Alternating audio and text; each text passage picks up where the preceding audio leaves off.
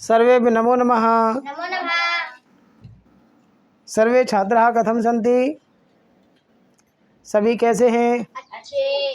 कितने बजे स्कूल आए थे आज? 7:30। घर पर क्या किया था? पढ़ाई करते हो? हाँ। तो एक प्रश्न पूछूं? हाँ। पूछें? हाँ। पृथ्वी पर कौन कौन रहते हैं? जीव जंतु, पेड़ पौधे, प्राणी। शाबाश। हमारे चारों ओर जो आवरण है उसको क्या कहते हैं? पर्यावरण। अस्मान् परितः यत् आवरणं तत् किं कथ्यते? अस्मान् परितः यत् आवरणं तत् किं कथ्यते? पर्यावरणम। क्या कहते हैं? पर्यावरण। पर्यावरणस्य अस्माकं जीवने किं वैशिष्ट्यम्? पर्यावरण का हमारे जीवन में क्या विशेषता है? वदतु। भवतः नाम किं? गौतम। गौतम वदतु। पर्यावरणस्य अस्माकं जीवने किं वैशिष्ट्यम्? पर्यावरण का हमारे जीवन पर क्या प्रभाव पड़ता है? तर्हि अद्य वयं शुचि पर्यावरणम् इति 10वीं कक्षायाः प्रथम पाठं पठिष्यामः। आज हम शुचि पर्यावरणम इस पाठ को पढ़ेंगे और पाठ के माध्यम से क्या जानेंगे कि पर्यावरण का हमारे जीवन पर क्या क्या प्रभाव पड़ता है। तो शुचि पर्यावरणम इत्यस्य शुचि इत्यस्य किमर्थमस्ति? शुचि इत्यस्य अर्थमस्ति पवित्रम। पवित्रम। किमर्थमस्ति? पवित्रम। पवित्रम। पवित्रम अर्थात शुद्ध। शुद्धम अर्थात निर्मलम। स्वच्छम या निर्मलम। निर्मलम शुद्धम स्वच्छम पवित्रम इति पदाः पवित्रम इत्यस्य पर्यायाः सन्ति। यानी ये सभी शब्द शुद्धम स्वच्छम निर्मलम सभी किसके पर्यायवाची हैं? पवित्रम। पवित्रम के ही पर्यायवाची हैं। अच्छा, इधर लिखा हुआ है पर्यावरणम।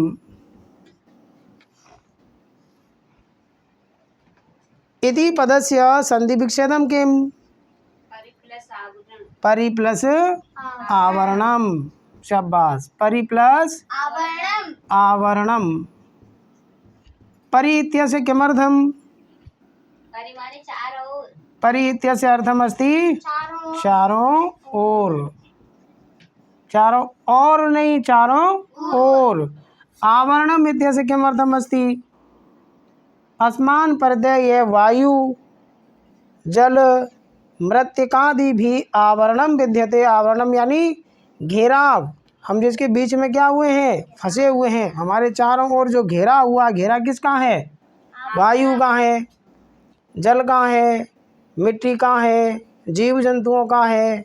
ये सब क्या कहलाता है? आवरण। आवरण इसको हम नाम दे सकते हैं ढक्कन, है ना? क्या नाम दे सकते हैं? ढक्कन। यानी ढके हुए हैं। हम किससे ढके हुए हैं?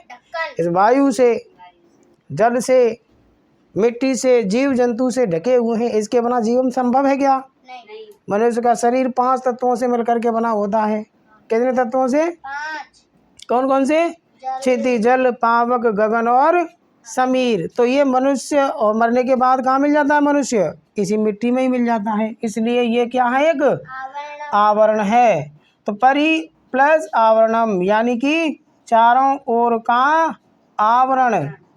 और इस आवरण को हम क्या कहते हैं? पर्यावरणम। पर्यावरणम। आवरणम आवरणम इत्यत्र प्रकृति प्रत्ययम किमस्ति? उपसर्गम किमस्ति? आ प्लस व्री प्लस ल्युट्। आ प्लस व्री प्लस ल्युट्। आवरणम। आ प्लस व्री प्लस लुट, लुट प्रत्यय में से क्या शेष रहता है? अन, और नपुंसक लिंग में क्या हो जाता है? अनम। व्री की व्री की वृद्धि हो जाएगी तो वर हो जाएगा वर्णम। फिर ण कहाँ से आया? वर्णम होना चाहिए ना, वर्णम ऐसा होना चाहिए। ये वर्णम कहाँ से आया? यहाँ णत्व विधान हुआ है, ने के स्थान पर क्या हुआ है? ण आदेश। कब होता है? जब ने से पूर्व में रे आ रहा हो, उस शब्द में कहीं पर भी क्या आ रहा हो? रे। तो इस ने को किस में बदल देते हैं? ण में। जैसे कि रामेण, इसमें रे आ रहा है इसलिए क्या हुआ? ये ण हुआ। अच्छा ये तो हुआ ही नहीं। फिर बाल के न, इसको ण क्यों नहीं हुआ? क्योंकि इसमें कहीं रे ही नहीं है। कहीं भी रे होगा तो क्या हो जाएगा? ने का ण आदेश। जैसे कि देखो रा मा राम, और ये क्या होगा? बाल का नाम, क्योंकि इसमें क्या नहीं आ रहा है? रे नहीं आ रहा है। इसमें तो रे आ रहा है ना। तो ने की जगह ण आदेश कब होता है? जब शब्द में कहीं पर भी क्या आ रहा हो? रे आ रहा हो। तो ने की जगह क्या कर देंगे? ण आदेश कर देंगे। तो शुचि पर्यावरणम इत्यस्य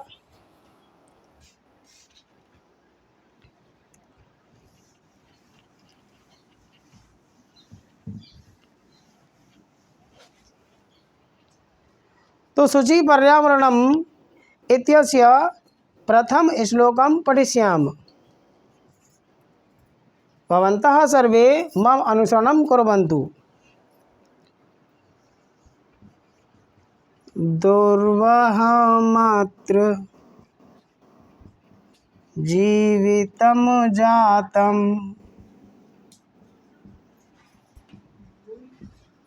प्रकृतिरेव शरणं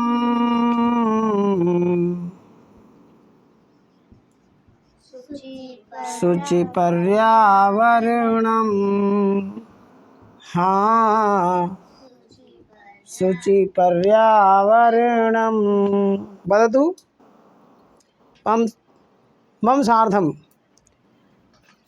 दुर्वहमत्र जीवितं जातं प्रकृतिरेव शरणं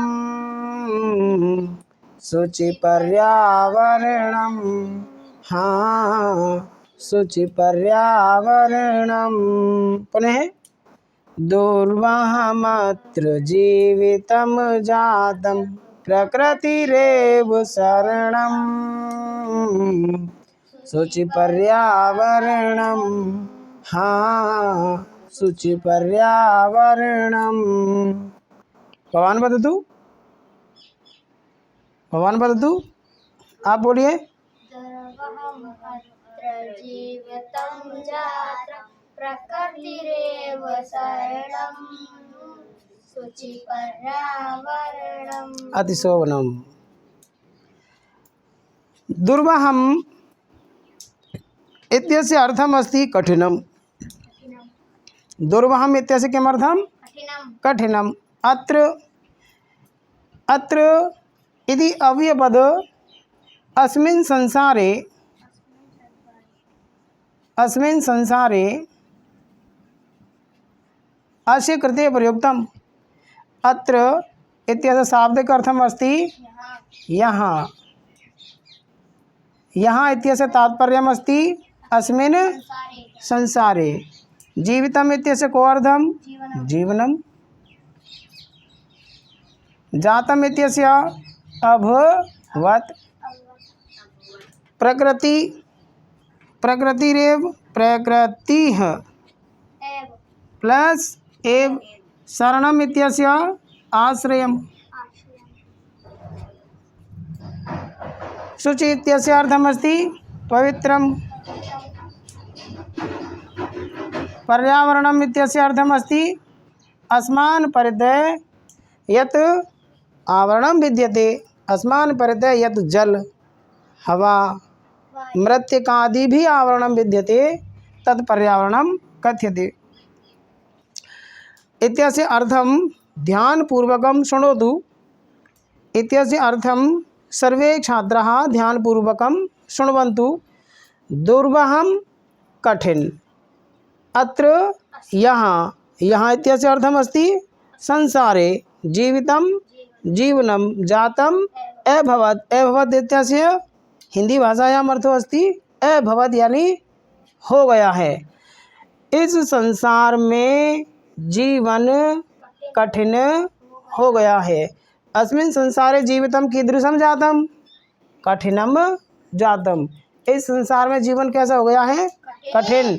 इसलिए प्रकृति ही क्या है? एकमात्र सहारा है। प्रकृति रेव प्रकृति ही शरणम बने सहारा है। इस कारण पर्यावरण कैसा होना चाहिए? शुचि होना चाहिए, शुद्ध होना चाहिए, पवित्र होना चाहिए। इस संसार में जीवन कठिन हो गया है। इस संसार में जीवित रहना यानी मनुष्य को जीवन निकालना कैसा हो गया है? कठिन। इसलिए कवि कैसे पर्यावरण की कामना कर रहा है? शुद्ध पर्यावरण की कामना कर रहा है कि पर्यावरण कैसा होना चाहिए? शुद्ध होना चाहिए। बताइए पहले के समय मनुष्य कितने कितने वर्ष तक जीते थे? आज के समय जीते हैं क्या? कितनी बीमारियां चल रही हैं? क्योंकि पर्यावरण कैसा हो गया? दूषित हो गया। दिल्ली जैसे महानगर में शुद्ध ऑक्सीजन नहीं मिल रही है क्योंकि वहाँ वाहनों की संख्या ज़्यादा है। वाहनों के बीच में क्रॉस भी नहीं कर सकते हैं अच्छी तरह से, तो वहाँ पर्यावरण कैसा हो गया? दूषित। इसलिए मनुष्य की उम्र कितनी होती जा रही है? कम होती जा रही है। इसलिए कवि क्या सोच रहा है कि पर्यावरण कैसा होना चाहिए? स्वच्छ होना चाहिए, साफ होना चाहिए। पुनः वदतु दुर्वहमत्र जीवितम जातम प्रकृतिरेव शरणम शुचि पर्यावरणम। हाँ, शुचि पर्यावरणम। इस संसार में जीवित रहना कठिन हो गया है। प्रकृति ही एकमात्र सहारा है, इसलिए पर्यावरण शुद्ध होना चाहिए। आगे देखें, जातम में जन प्लस कत प्रत्यय का प्रयोग हुआ है, जातम बना। प्रकृति रेव में प्रकृति प्लस एव, प्रकृति है प्लस एव। कौन सी संधि? विसर्ग के स्थान पर क्या आदेश हुआ? रे आदेश हुआ। क्या हुआ? रे आदेश हुआ। विसर्ग के स्थान पर रे आदेश कब होता है? जब विसर्ग से पहले क्या हो? ए। विसर्ग के बाद क्या हो? तीसरा, चौथा, पांचवा ये वे रे ले है आदेश हो। और क्या हो? और स्वर हो इधर, तो विसर्ग के स्थान पर क्या कर देते हैं? रे आदेश कर देते हैं। तो यहाँ प्रकृति ही प्लस रेव संधि कौन सी हुई? ऋत्व विसर्ग संधि। कौन सी संधि? ऋत्व विसर्ग। कौन सी? विसर्ग के स्थान पर क्या आदेश हुआ? रे आदेश हुआ। तो रे आदेश होने पर संधि का नाम क्या रख दिया? ऋत्व विसर्ग। क्योंकि किसके स्थान पर किया है? विसर्ग के स्थान पर किया है। किसके स्थान पर? विसर्ग के स्थान पर। बोलो, विसर्ग से पहले ए आ रहा है क्या? ए और आ नहीं होना चाहिए। है क्या विसर्ग से पहले ए और आ? नहीं है ना। विसर्ग से पहले क्या आ रहा है? तय में क्या बोल रहा है? ई। तो लास्ट में विसर्ग से पहले क्या आ रही है? ई। और विसर्ग के बाद क्या आ रहा है? तीसरा। है क्या? नहीं है। चौथा वर्ण है क्या? नहीं है। पांचवा है क्या? नहीं है। ये वरल है में से है कोई? नहीं है। स्वर है कोई? है। स्वर कहाँ है? ए। ए स्वर है ना। इसलिए इस विसर्ग की जगह क्या कर देंगे? र कर देंगे। आ गया समझ में? कब हुआ? कब होगा विसर्ग की जगह र? जब विसर्ग से पहले ए और आ नहीं होना चाहिए और विसर्ग के बाद में तीसरा वर्ण होना चाहिए, तब विसर्ग के स्थान पर र कर देंगे। नहीं तो चौथा वर्ण होना चाहिए तो विसर्ग के स्थान पर र होगा। पांचवा वर्ण होना चाहिए तो विसर्ग के स्थान पर र होगा। ये वरल है में से कोई एक होना चाहिए तो विसर्ग की जगह र, या फिर स्वरों में से कोई एक होना चाहिए तो विसर्ग की जगह रे आदेश हो जाता है। अन्यथा विसर्ग की जगह रे आदेश नहीं करना है। इसी स्थिति में विसर्ग के स्थान पर रे करना है। फिर आगे देखें, दुर्वहम में दुह प्लस वहम। यदि यहाँ देखें तो दुर क्या है? उपसर्ग, और वह माने है ढोना, तो दुह प्लस वह। अत्र अव्यय शब्द है। अव्यय किसे कहते हैं? जिस पर व्याकरण के किसी भी नियम का कोई प्रभाव नहीं पड़ता हो उसको क्या बोलते हैं? अव्यय कहते हैं। समझ में आ गया?